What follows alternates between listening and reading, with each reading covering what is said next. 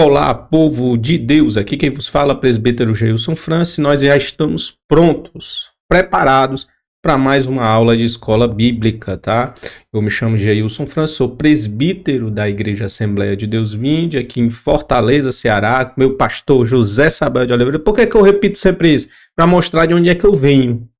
Tá? Eu sempre repito porque eu quero mostrar de onde é que eu venho, que eu tenho igreja, que eu tenho pastor, né? Que eu não estou aqui solto nas redes sociais, no YouTube, eu não estou solto, eu estou sob o guarda-chuva de um pastor e de uma igreja. Por isso que eu me apresento. Sou professor de escola bíblica e também sou um líder de Casado para Sempre, tá? Desde já vamos iniciar nossa aula de hoje. E a nossa aula de hoje será exatamente a lição de número 12, já estamos praticamente no final, falta apenas mais uma aula para que nós possamos finalizar esse trimestre e nós já vamos iniciar outro, porque a escola bíblica não para, ela continua, ela vai para frente, meu amigo, e quem quiser que acompanhe, porque esse trem é um trem que oferta para seus passageiros coisa boa, né? Então essa é a escola bíblica dominical. Então vamos lá, vamos para a nossa lição número 12, o banquete de Esté. Denúncia e livramento. Trimestre, é o terceiro trimestre de 2024, EBD adultos. E nós vamos agora para o nosso textuário e para a nossa verdade prática, que diz o seguinte, né? O textuário primeiramente diz o seguinte: como ribeiros de águas, assim é o coração do rei na mão do Senhor. A tudo quanto quer, o inclina. Opa! Gostei. Não sei se você gostou, mas eu gostei desse versículo. Olha aí. Porque mostra como Deus está no controle, né?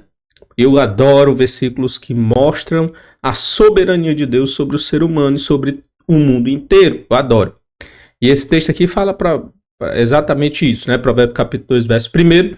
Como ribeiros de águas, assim é o coração do rei na mão do Senhor. A tudo quanto quer, o inclina.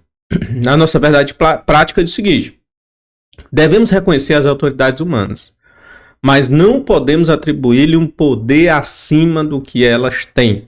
Há um Deus no céu. Então, é isso. Não podemos atribuir um poder acima daquela que aquela pessoa tem. Por quê? Porque acima de todos está Deus. Eu já mostrei aqui um versículo bíblico aqui em Daniel, capítulo 4, se eu não me engano, que Deus mostrando para Nabucodonosor que ele que domina, os céus dominam sobre os reinos dos homens, né? Esse é o trecho, a frase que a gente pode perceber ali mais forte é exatamente essa, né? Que Deus ele domina sobre o reino dos homens.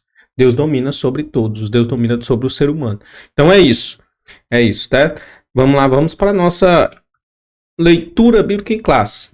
Nossa leitura bíblica em classe é Esther capítulo 7, do versículo 1 até o versículo de número 10. Vamos fazer essa leitura bíblica juntamente comigo aí, tá? Então acompanhe, vamos lá. Vindo, pois, o rei com Amã para beber com a rainha, né? Esther, disse também o rei a Esther, no segundo dia, no banquete do vinho. Qual é a tua petição, rainha Esther? E se te dará? E qual é o teu requerimento? Até metade do reino se fará. Então respondeu a rainha Esther e disse: se, ó rei, achei graça aos teus olhos, e se bem parecer ao rei, dê-se-me a minha vida como a minha petição e o meu povo como meu requerimento. Porque estamos vendidos, o meu povo está vendido, né? Eu e o meu povo, para nos destruírem, matarem, lançarem a perder, se ainda por servos e por servas vos vendesse. Calar-me-ia, ainda que o opressor não recompensaria a perda do rei. Então falou o rei Assuero e disse a rainha Esther: quem é esse? E onde está o coração cujo instigou a fazer assim? E disse Esther: o homem opressor e o inimigo é este mau Amã. Então Amã se perturbou perante o rei e a rainha.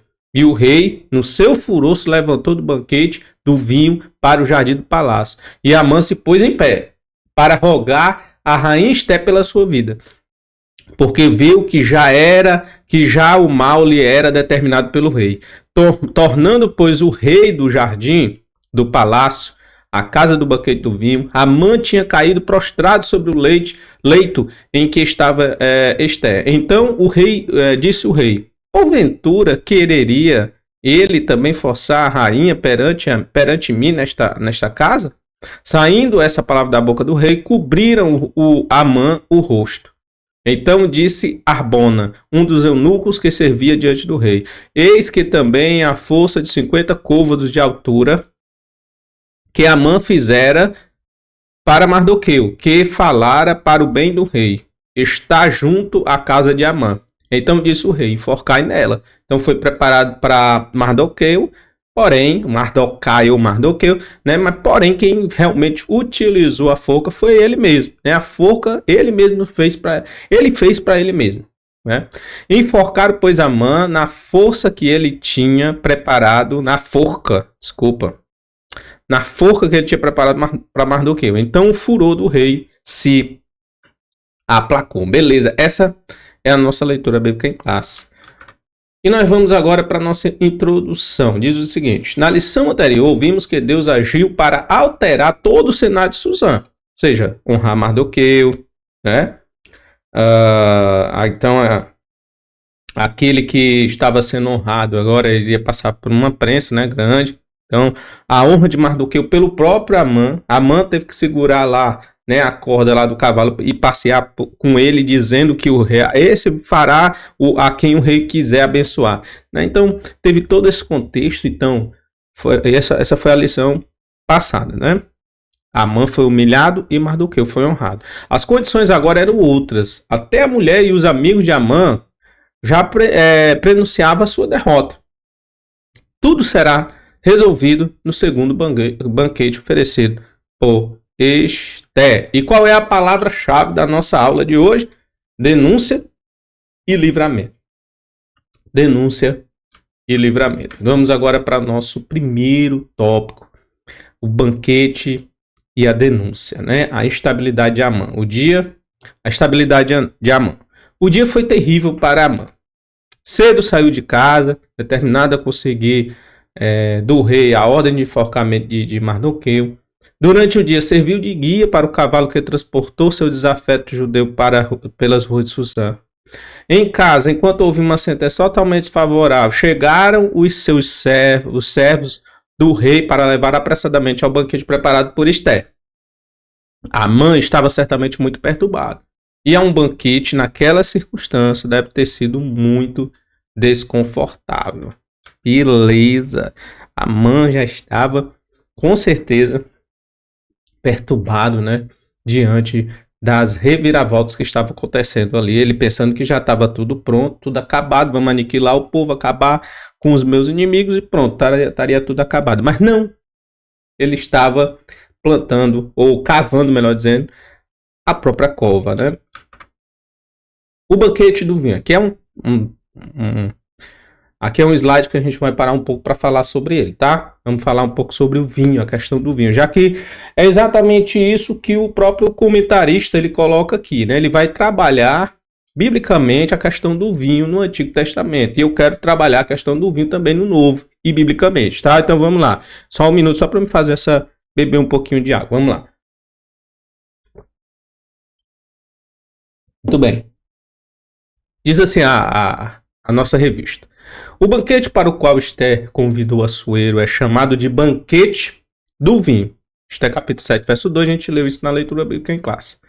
O contexto é o reino da Pérsia, no qual, assim como nos demais reinos pagãos de toda a história, o uso do vinho era comum nas festas e nos banquetes, tá? O Antigo Testamento é enfático quanto aos seus terríveis males. Eu destaquei um texto de Provérbios capítulo 20, verso 1, para falar um pouquinho sobre a questão do vinho, né? Quem se deixa, e eu coloquei o seguinte, ó, nesse slide: quem se deixa dominar pelo vinho nunca será sábio. É o que dizem aonde? Provérbios capítulo 20, verso 1. O vinho é escarnecedor, a bebida forte alvoroçadora, e todo aqueles que neles errar nunca será sábio. Outras traduções, né, mais atuais, a linguagem de hoje, Diz, aqueles que se deixar dominar por elas, né, ou seja, pela bebida forte, nunca será sábio. Beleza, Jesus. Mas vamos lá, vamos continuar aqui a leitura do nosso texto. Havia expressa proibição também para os sacerdotes, né, quanto ao uso do vinho. Eu queria mostrar também isso aí para você, lembrando que a gente está meditando aqui nesses textos, tá?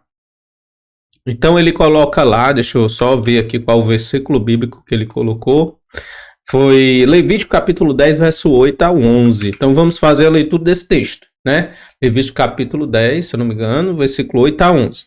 Que está lá no texto. Diz assim, ó. Depois o Senhor disse a Arão, você e seus filhos não devem beber vinho nem outra bebida fermentada antes de entrar na tenda do encontro. Senão vocês vão morrer. Vocês morrerão. É um decreto perpétuo para as suas gerações. Vocês têm que fazer separação entre o santo e o profano, entre o puro e o impuro. E ensinar aos israelitas todos os decretos que o Senhor lhe deu por meio de Moisés. Então essa era a determinação para os sacerdotes. Vocês devem se afastar. Agora, para pensar.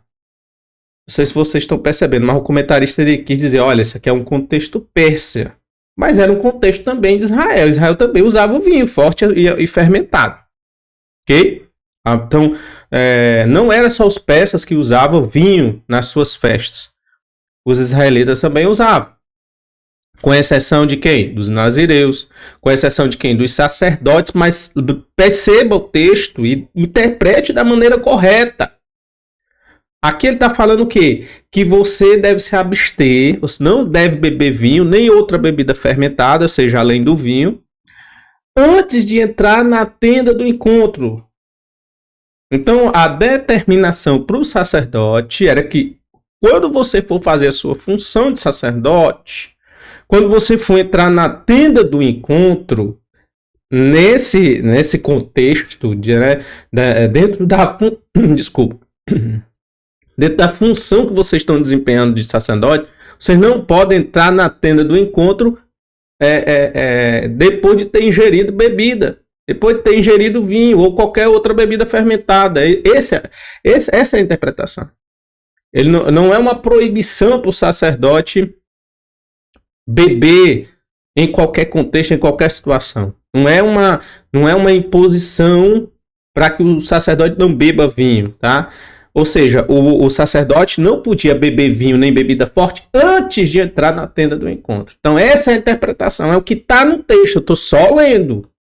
Não estou aqui fazendo, estou fazendo a interpretação do texto. Então, o que isso significa dizer? Que não era uma proibição radical. E vocês vão entender que, quanto à questão do vinho e de bebida forte na Bíblia, não existe essa proibição radical, que muitas vezes a gente vê algumas interpretações fazendo, certo? Mas eu quero que vocês progridam comigo no raciocínio que eu estou apresentando a vocês aqui nesse momento. Vamos continuar lá na leitura bíblica, a leitura do comentário, e depois a gente volta para cá de novo. Vamos lá. Então havia uma expressa proibição aos sacerdotes quanto a não tomar antes da entrada na tenda do encontro, tá? Não é uma proibição radical, é só quando for entrar na tenda do encontro, vocês não podem beber vinho nem outra bebida fermentada, é o que está no texto. Então, numa demonstração da necessidade de se fazer uma clara distinção entre santo e profano, conforme acentua a Bíblia de Estudo Pentecostal. A abstinência total de vinho era condição para o voto do nazireado, isso aí é fato. Não podia tocar em vinho para que o nazireu viesse cumprir o seu voto, ele não podia tocar vinho. Além disso, o texto veterotestamentário, ou seja, o Antigo Testamento, ressalta o belíssimo exemplo dos recabitas, que se abstiveram totalmente do vinho e foram honrados por Deus. Eu vou mostrar também que não é bem assim que está aí, tá? Eu vou ler com vocês, eu vou mostrar para vocês o texto. É o texto que ele está mostrando aí, ó, de Jeremias capítulo 35, do verso 6 ao 19. A gente vai ter que fazer essa leitura para entender o porquê que Deus honrou os recabitas. Será que foi por causa da abstenção do vinho ou foi por outro motivo? A gente precisa ir para o texto para entender. Então vamos lá. Vamos para o nosso texto aqui para poder entender, tá? Vou aqui mostrar, dar uma adiantada para vocês, tá? Pronto, aqui a interpretação do texto de Jeremias, capítulo 35, versos 6 a 19. Vamos lá? Vamos fazer essa leitura? Espero que você esteja enxergando aí, né? O texto está muito pequeno a letra, mas espero que você enxergue. Mas vamos lá, vamos fazer essa leitura, senão você acompanha na sua Bíblia aí, tá? Vamos lá. Porém, eles disseram, não beberemos vinho, porque Jonadab, filho de Recabe, nosso pai, nos ordenou dizendo, nunca jamais bebereis vinho, nem vós, nem vossos filhos. Não edificareis casa, nem semeareis semente, nem plantareis vinha, nem possuireis, mas habitareis em tenda todos os vossos dias, para que vivais muitos dias sobre a face da terra, em que vos andais peregrinando. Obedecemos, pois, a voz de Jonadab, filho de Recabe, nosso pai, em tudo quanto nos ordenou, de maneira que não bebemos vinho em todos os nossos dias, nem nós, nem as nossas mulheres, nem os nossos filhos e nem as nossas filhas. Obedecemos a voz do nosso pai. Nem edificamos casa para a nossa habitação, nem temos vinha, nem campo, nem semente. Ou seja, se abstiveram totalmente do vinho. Até aqui tudo bem. Beleza? Mas aí, a partir do versículo número 10, nós vamos ver um pronome adversativo e uma comparação que Deus vai fazer, né, dele em relação a Judá, de Deus em relação a Judá. Deus vai fazer uma comparação com essa obediência dos filhos de Jonadab, né, filho de Recabe, que ordenou para que eles não bebessem vinho e eles obedeceram. Aí Deus ele vai fazer exatamente esse comparativo, que eu quero que vocês entendam aqui a partir do versículo número 10. Mas habitamos em tenda, continuando o versículo 10, né? Mas habitamos em tenda e assim obedecemos e fazemos conforme tudo quando ordenou Jonadab, nosso pai. Sucedeu, porém, que, subindo Nabucodonosor, rei da Babilônia, esta terra, dissemos, vinde e vamos-nos a Jerusalém, por causa do exército dos caldeus e por causa do exército dos sírios. E assim ficamos em Jerusalém. Então veio a palavra do Senhor Jeremias. Aqui, ó, botei de vermelho, coloquei de vermelho exatamente para poder mostrar para vocês a comparação que Deus fez, né, da obediência dos filhos de Jonadab, né, sobre a sua ordem de não tocar em vinho, com a comparação que ele vai fazer agora de Deus como pai em relação a Judá. Olha aí, ó, preste atenção. Versículo de número 12. Então veio a palavra do Senhor a Jeremias dizendo, assim diz o Senhor dos exércitos, o Deus de Israel, vai e disse aos homens de Judá e aos moradores de Jerusalém, porventura nunca aceitareis instrução para ouvires a minha palavra, diz o Senhor. A palavra de Jonadab, filho de Recabe, que ordenou aos seus filhos que não bebessem vinho, foram guardadas. Pois não beberam até este dia, antes obedeceram o mandamento do seu pai. A mim, porém, que vos tenho falado, Deus já está agora falando com o Judá. A mim, porém, que vos tenho falado, madrugando e falando, não me ouviste. Vocês estão entendendo aqui o contexto? O contexto não é simplesmente a questão do vinho, não.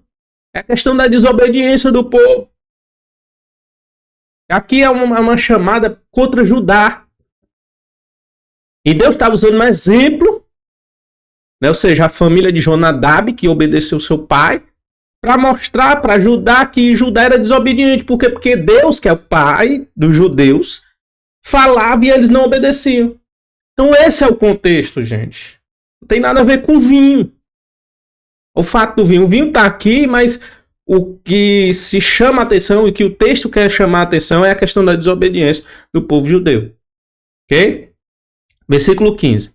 E vos tenho enviado todos os meus servos, os profetas, madrugando, insistindo e dizendo, convertei-vos agora cada um do seu mau caminho e fazei boas as vossas ações e não sigais a outros deuses para servi-los e assim ficareis na terra que eu vos dei a vós e a vossos pais. Porém, vos inclinaste os vossos ouvidos e nem me obedeceste a mim. Olha aqui, Deus chamando a atenção do povo, dizendo, vocês não me obedeceram. Visto que o filho de Jonadab, os filhos de Jonadab, né, filho de Recabe, guardaram o mandamento de seu pai, que ele lhes ordenou, mas este povo não me obedeceu. Este povo quem? Judá, mais uma vez, fazendo a comparação.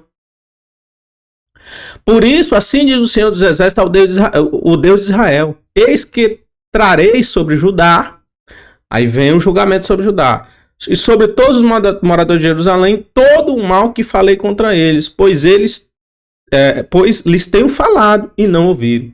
E clamei a eles, e eles não me responderam. Aí Deus vai abençoar a casa de Jonadab. Vai? Vai. Agora, se você me acompanhou todo o texto até aqui, você entendeu que Deus está falando de obediência e desobediência. Não está falando porque eles obedeceram, porque eles não tomam vinho. Porque senão, quando Deus fosse falar ali, olha, eu vou abençoar a casa de Jonadab, né? Eu vou abençoar a casa de Jonadab. Se fosse por causa do vinho, Deus tinha dito expressamente, porque eles se abstiveram do vinho, então eu vou fazer isso. Mas não é isso.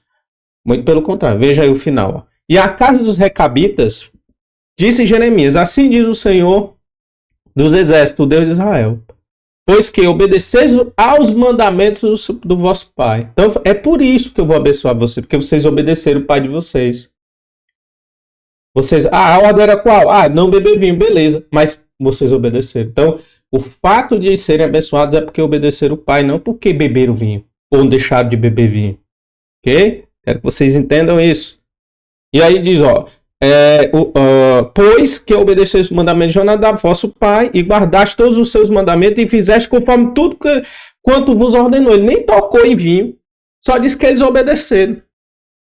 Aí vem a bênção. Portanto, assim diz o Senhor Deus de Israel, nunca faltará homem a Jonadab, filho de Recabe, que esteja na minha presença todos os dias. Vocês entenderam? Olha, eu fui com cuidado. Eu vim aqui com cuidado nesse texto para mostrar para vocês exatamente que esse texto não se refere a bênção sobre a família de Jonadab, não se refere ao fato deles beberem vinho ou não. É a questão da obediência ou da desobediência. Então, pelo fato deles terem obedecido, Deus os abençoou. Beleza, Gilson, eu entendi. Por que você falou isso? Você está querendo defender a questão do vinho? Não estou querendo defender a questão do vinho. Só estou querendo dizer para você que o texto não quer falar sobre vinho. Ou melhor dizendo, não quer dar ênfase à questão do vinho. A bênção de Deus sobre a vida da família de Jonadab não está no fato de beber ou não vinho, mas de obedecerem os mandamentos do seu pai. Beleza, eu entendi. Bola para frente. O que é que você tem mais para falar a respeito do vinho? Beleza. O que eu tenho para falar a respeito do vinho é o seguinte. O apóstolo Paulo ensina que os diáconos devem fazer uso moderado do vinho. Que Paulo falou isso? Falou. Então, biblicamente, no Novo Testamento, a gente vê Paulo dando uma recomendação para os diáconos, dizendo que eles não deveriam fazer uso do vinho de maneira moderada. E aí, o que é que você vai dizer isso agora? Que a gente pode fazer uso do vinho de maneira moderada? Calma que a gente está só passeando pela Bíblia aqui, fazendo uma interpretação dela. Beleza? Bora lá. Atos 3:8.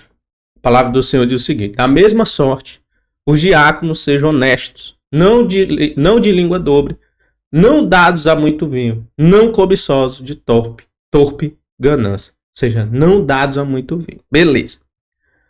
Então, Paulo está dando aqui uma recomendação para pessoas que praticam uma função dentro da igreja, que é a função de diácono. Porém, Paulo, ele também vai dar uma ordem para outras pessoas que também praticam funções dentro da igreja, que são os bispos, dizendo expressamente que eles não eram para pegar em vinho. Paulo ele diz que os diáconos não podiam tomar vinho de maneira moderada, já que podiam tomar de maneira moderada, mas os bispos não podem? Sim, exatamente.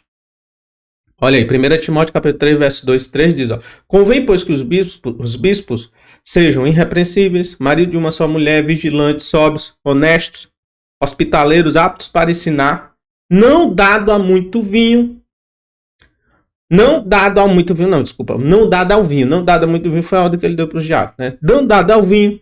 Não espancador, não cobiçoso de torpe e ganância. Não moderado, mas moderado. Não contencioso, não avarento. Beleza? Entendi, Gilson. O que é que você tem mais para falar para gente sobre esse assunto?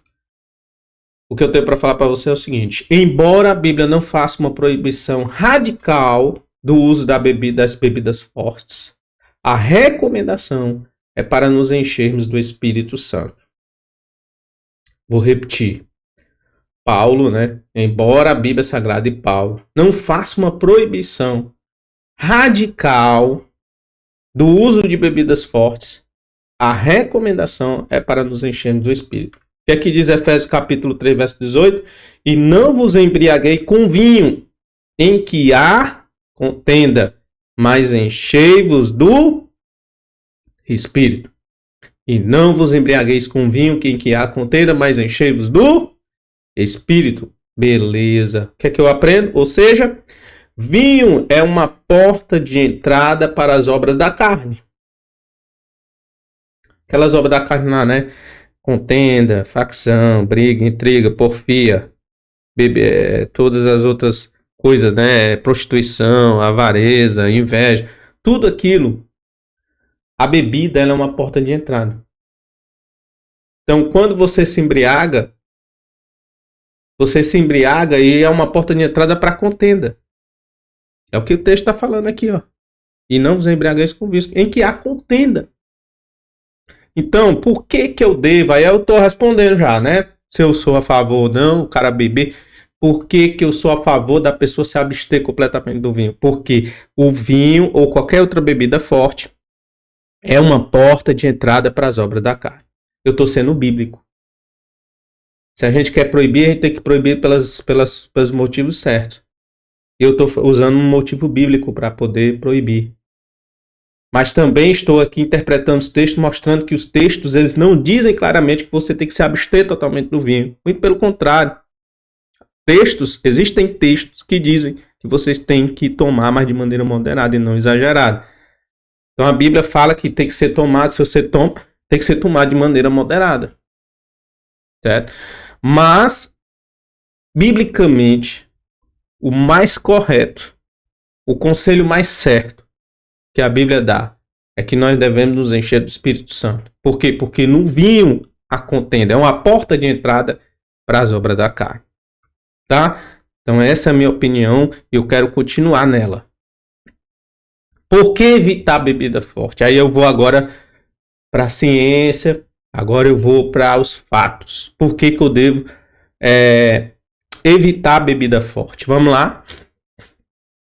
De acordo com a Organização Mundial da Saúde, droga é qualquer substância não produzida pelo organismo que atua sobre um ou mais sistemas do corpo humano, causando alterações em seu funcionamento. Isso aqui é o conceito de droga. O álcool é considerado uma droga depressora. Vou repetir. O álcool é considerado uma droga depressora.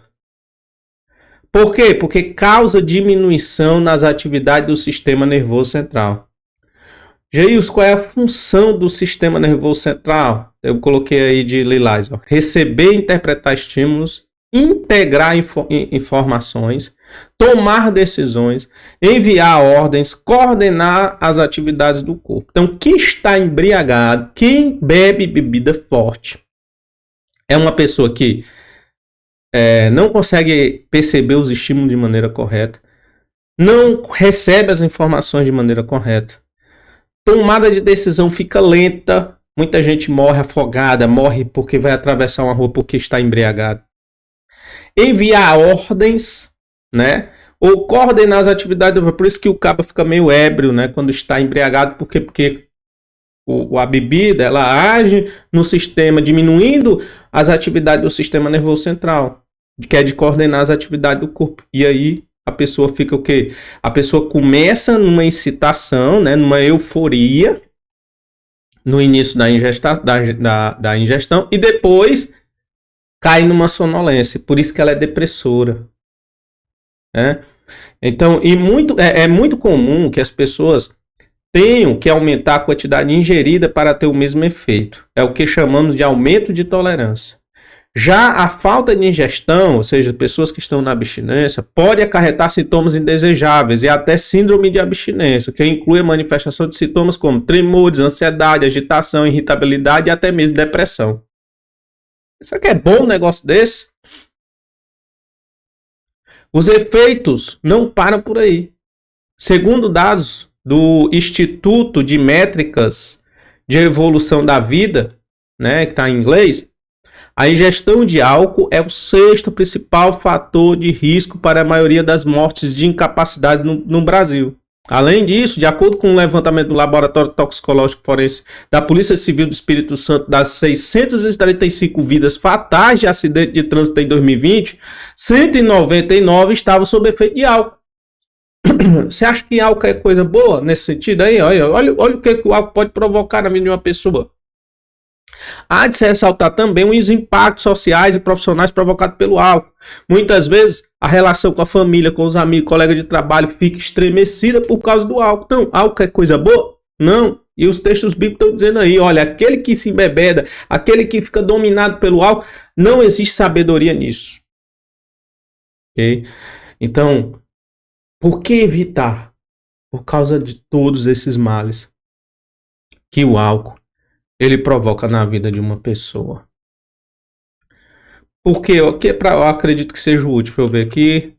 Exatamente. O último texto aqui. Por que evitar bebida forte? Porque os bêbados, gente, não entrarão no reino dos céus.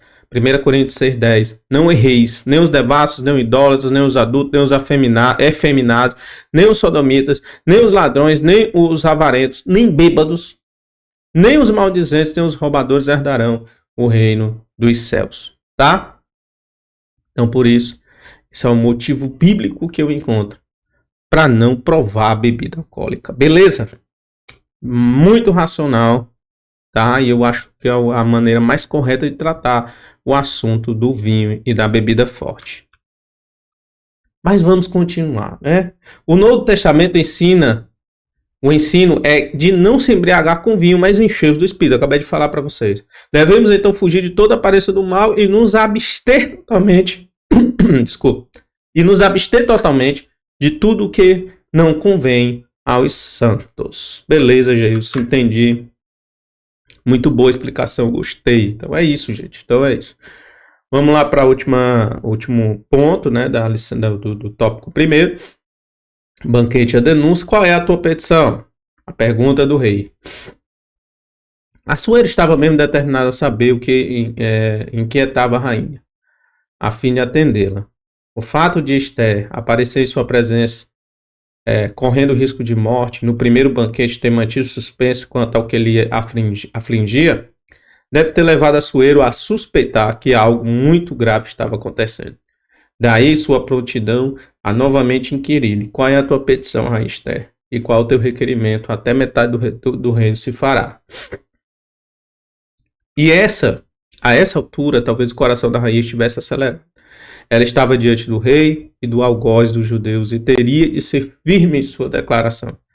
Esther se revelou uma mulher forte e decidida, denunciando o mal a Amã. A mulher virtuosa sabe abrir a boca com sabedoria, gente, sem perder a compostura, né? Então, Esther, uma mulher decidida, séria, que foi fria, né? Quando eu digo fria, não é de maneira pejorativa, mas é um autocontrole, né? Teve o controle perfeito ali da situação para poder expor ao rei de maneira bem entendida, né? Entendível, para que o rei entendesse realmente qual era a situação que estava posta ali. E ela teve essa calma toda, abriu a boca com sabedoria e Deus honrou, né? Então, sempre quando a mulher ela tem essa capacidade de ser calma, tranquila e abrir a boca com sabedoria, ela consegue livrar tanto ela como o marido e todos do mal. Porque a mulher sábia, ela sabe edificar sua casa. Mas a tola, com as suas próprias mãos, derruba, e já vi muita tola derrubar a sua própria família e acabar com seu casamento, né? Infelizmente. A fúria do rei contra a injustiça. Aqui vamos para o primeiro ponto do tópico 2. A revelação do plano. Este detalhe ao rei o que havia acontecido. O que ela queria era a preservação da vida do povo judeu. Porque estamos vendidos, eu e o meu povo, para nos destruírem, matarem, lançarem a perder.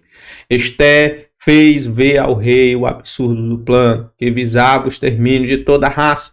Nada comparável a uma venda como escravos ou servos, o que não era incomum na época. Se fosse isso, Esté disse que não incomodaria o rei, mas não, era para matar todo mundo. Então vamos intervir, né? Então, foi a atitude correta de Esté. Quem fez isso? Foi a pergunta do rei. A pergunta de Assuero pode parecer estranha. Não era razoável que não tivesse conhecimento da extensão do decreto assinado em seu nome. Todavia, não se pode presumir que um rei ou qualquer governante saiba em detalhes tudo que acontece no seu palácio na sua jurisdição. E é verdade, né?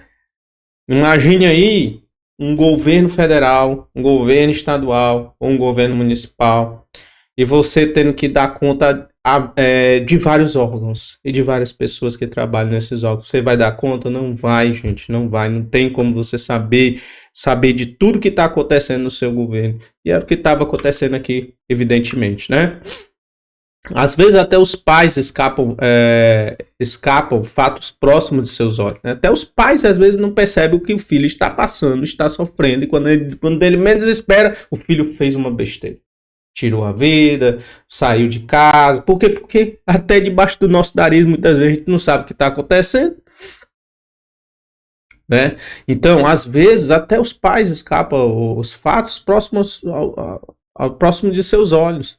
Não era de todo irrazoável, portanto, que Assuero estivesse surpreso com a notícia trazida pela rainha. Ou então, a surpresa deveu-se ao fato de saber que se tratava do povo da rainha, já que até então Assuero não sabia que Esté era judia, né? Entre aspas. Eu, particularmente, não acredito que até a altura desse campeonato Assuero não sabia que Esté era judia, tá? De qualquer forma, era resultado do excesso de poder concedido a Amã. Mas enquanto tivesse concedido amplos poderes ao Agagita, o quadro agora era outro. Assuero amava Esté. Amã foi longe demais. Nas famílias ou em qualquer grupo social, a convivência legítima deve ser respeitada. Cada um deve entender o seu próprio limite e não abusar do direito ou medir forças no estilo ele ou eu. Fazer isso é atrair o mal para si, em um efeito bumerangue, como aconteceu com Amã. Tá? Então aqui, ó, abriu o olho, né? Negócio de eu e ele. Isso acontece muito em relacionamento, né? Muito, por exemplo, quando a mulher já vem de um relacionamento com um filho, aí o camarada vai dizer eu ou ele. Ou seu filho ou eu. Aí, meu irmão, é de lascar, né? O negócio dele. Bora lá. A terrível reação do rei. É provável que a consciência de Assuero tenha sido ativada quando ele entendeu o tamanho da injustiça feita aos judeus, o povo de sua rainha, né? E ao povo de sua rainha. Com toda firmeza, Esté respondeu ao rei cara a cara com Amã. O homem opressor e o inimigo é este mau Amã. Deus nos capacita no momento certo a erguer voz a favor. Acho tão linda essa frase. A erguer voz a favor dos que não podem se defender. Né? Esté não agiu de forma temerária ou precipitada. Não instigou motim ou qualquer expediente violento, confiando em sua própria força. Manteve sua confiança em Deus e soube agir na hora certa, no lugar certo e da maneira certa. Assuero ficou tão furioso que se levantou do banquete e foi para o jardim do palácio. A essa altura, Amã já estava apavorado. A reação que teve foi se lançar sobre Esté, né? Com assento de Esté, rogando-lhe misericórdia. A situação ficou ainda pior, porque o rei voltou do jardim e viu Amã prostrado sobre o divã da rainha e fez uma péssima interpretação da cena. Amã estaria querendo desonrar a rainha diante do próprio? É o problema, né? Gente, Amã se complicou todo, né? Não teve outro resultado para ele, né? Aí a história da forca chega aos ouvidos do rei, pelo eunuco, né? Olha aí o que é que diz. A reação física e verbal de Assuero levou seus servos a entender que a morte de Amã estava decretada. Depois que o rei redobrou seu furor por vê-lo deitado junto à rainha, seus servos cobriram o rosto de Amã. A história da forca, preparada no dia anterior, já havia chegado ao palácio. Nada ficou oculto. Um dos eunucos, Arbona, sabia até o tamanho, 50 côvados de altura, cerca de 22 metros. Não se sabe por qual motivo Amã teria preparado uma forca tão alta. Seria para promover um espetáculo público? Pergunta, né? Ninguém sabe. Mas uma coisa aconteceu, os ventos mudaram, Deus mudou a história que estava sendo traçada para os judeus. Agora quem estava sendo destruído eram os inimigos dos judeus. É isso que Deus faz, tá? Deus, ele é maravilhoso, ele é poderoso e traz livramento no momento certo. Mas a gente precisa entender o seguinte, né? Aquilo que foi descrito pelos amigos de Daniel, Sadraque, Mesaque, Abednego, Misael, Ananias e Azarias. Ainda que ele não nos livre, mesmo assim nós não vamos adorar a estátua do rei. Ô glória! Embora Deus não nos livre, porque pode acontecer, né? Deus pode livrar, pode não livrar, mas mesmo que ele não nos livre, nós não vamos adorar a estátua do rei, nós vamos continuar adorando a Deus. É isso que nós precisamos amadurecer em nós, né? A nossa fé. Então, gente, os ventos mudaram. Até aquele dia, à exceção de Mardoqueu, todos os servos de Assuero se inclinavam, se prostravam diante de Amã. Mas talvez ele não fosse tão querido assim na corte.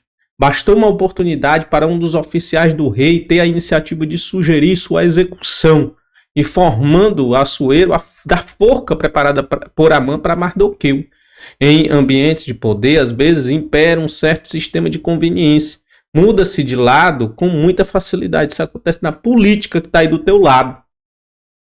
Talvez Arbona até tenha feito parte do grupo de servos do rei que denunciou Mardoqueu para Amã. Agora, soube ser bem perspicaz para sugerir a forca para o seu ex-superior. Ele não apenas informou ao rei que havia uma forca preparada por Amã para Mardoqueu, mas foi sutil ao dizer aquele que falara bem do rei. A insinuação foi explícita e o rei logo acatou. Muito bem. E aí a gente conclui a nossa aula de hoje falando da nossa conclusão. Deus não tem parte na morte do ímpio, mas que ele se converta. Isso é o que Deus, a palavra do Senhor fala, né? É o espírito rebelde quanto mais do homem que o leva à perdição. Amã deu lugar ao ódio e planejou de forma implacável a cruel morte Mardoqueu de todos os judeus no reino da Pérsia. Foi enforcado na própria forca que preparou. Que o Senhor guarde nosso coração em toda maldade. Então, gente, o que nós devemos evitar na nossa vida é a maldade. Não deixa a maldade entrar no teu coração para planejar fazer o mal às pessoas, tá? Protege o teu coração, porque os desígnios do coração muitas vezes não é conhecido nem mesmo por nós, né? A Bíblia fala isso. E aí a gente entra por caminhos, vai por caminhos que não deveria ir. Começa a praticar coisas que não deveriam praticar. E aí a gente cai numa vala que muitas vezes pode ser que não tenha mais volta. Mas se houver volta, meu irmão, se arrependa hoje. Confessa Jesus como Salvador. Se reconcilie com o Senhor hoje, porque o Senhor tenha misericórdia para poder te levantar novamente, tá bom? Que Deus possa abençoar a sua vida. Que Deus possa abençoar a sua casa. Até o próximo vídeo, se Deus quiser.